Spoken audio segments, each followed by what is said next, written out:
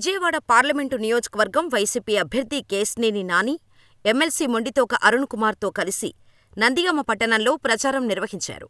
ప్రతి ఎన్నికల బూతు నుంచి అధిక మెజారిటీతో వైకాపాని గెలిపించాలని కేశినేని నాని ఓటర్లను అభ్యర్థించారు.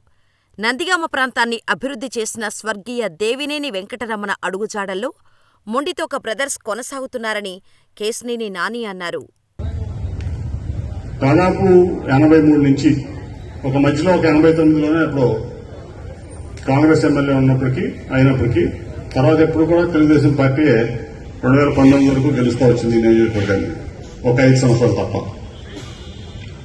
తర్వాత 2014లో మీ అందరికీ తెలుసు, జగన్మోహన్ రావు గారు ఇక్కడ స్వల్ప తేడాతో ఓడిపోయినప్పటికీ ఒక పట్టుదలగా ఆనందం ఇద్దరు కూడా ఎమ్మెల్యే గారు, ఎమ్మెల్సీ గారు, మేము ఈ ప్రాంతంలో పుట్టాం, ఈ ప్రాంతాన్ని మేము బాగు చేసుకోవాలి, ఈ ప్రాంత ప్రజలకి మేము అండగా ఉండాలి, రక్షణగా ఉండాలి అని చెప్పి ఒక మంచి ఉద్దేశంతో ఓడిపోయినప్పటికి కూడా ఇక్కడ ప్రజలకు 5 సంవత్సరాలు సేవ చేశారు.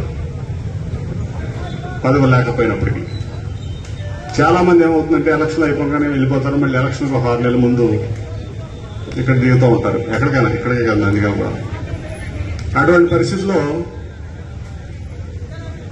డాక్టర్ గారు, అరుణ్ గారు ఇద్దరు కూడా 5 సంవత్సరాలు 2014 నుంచి 19 వరకు కూడా నిరంతరం ప్రజల మధ్యలో ఉండి, మరి 19లో పట్టుదలతో నందిగామలో వైఎస్ఆర్సీపీ జెండాను ఎగరేయడం జరిగింది.